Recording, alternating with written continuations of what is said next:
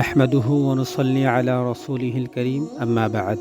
প্রত্যেকে চান তার মনের ইচ্ছা আকাঙ্ক্ষাগুলো পূরণ হোক। মুমিনরাও তাদের কল্যাণকর আশাগুলো পূরণ হওয়ার জন্য আল্লাহ তাআলার কাছে দোয়া করেন। হাদিসে এমন একটি উপায়ের কথা বলা আছে যেটি অবলম্বন করলে আল্লাহ তাআলা দোয়া কবুল করেন। সেই উপায়টি হলো ইসমে আজম পাঠ করার মাধ্যমে দোয়া করলে আল্লাহ তাআলা দোয়া কবুল করবেন। ইসমে আজম বা আল্লাহর শ্রেষ্ঠ নামগুলো কি, এ বিষয়ে আলেমদের ভিন্ন ভিন্ন মত রয়েছে। কেউ বলেছেন আল হাইয়্যু চিরঞ্জীব, আল কয়্যুমু চিরস্থায়ী, দুল জালালি ওয়াল ইকরাম চিরঞ্জীব, চিরস্থায়ী, মর্যাদাবান ও কল্যাণময়। এসব নামই ইসমে আজম। ইসমে আজম সহ যে দোয়া হাদিসে এসেছে তা হলো আল্লাহুম্মা ইন্নী আসআলুকা বিআন্না লাকাল হামদু লা ইলাহা ইল্লা আনতা ওয়াহদাকা লা শারীকা লাকাল মান্নানু বাদিউস সামাওয়াতি ওয়াল আরদি ইয়া দাল জালালি ওয়াল ইকরাম ইয়া হাইয়্যু ইয়া কাইয়্যুম।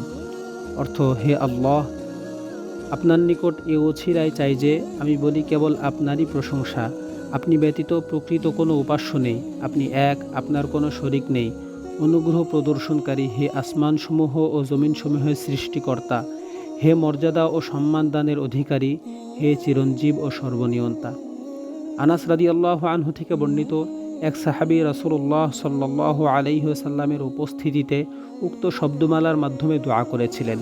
তখন রাসূলুল্লাহ সাল্লাল্লাহু আলাইহি ওয়াসাল্লাম তাকে বললেন, জানো তুমি কি দিয়ে দোয়া করেছো? তুমি দোয়া করেছো ইসমে আজম দিয়ে, যা দ্বারা দোয়া করলে আল্লাহ তাআলা কবুল করেন এবং তা দ্বারা কিছু চাইলে আল্লাহ তাআলা তা দান করেন। সুনানে তিরমিজি হাদিস নম্বর 3544, আবু দাউদ হাদিস নম্বর 1495।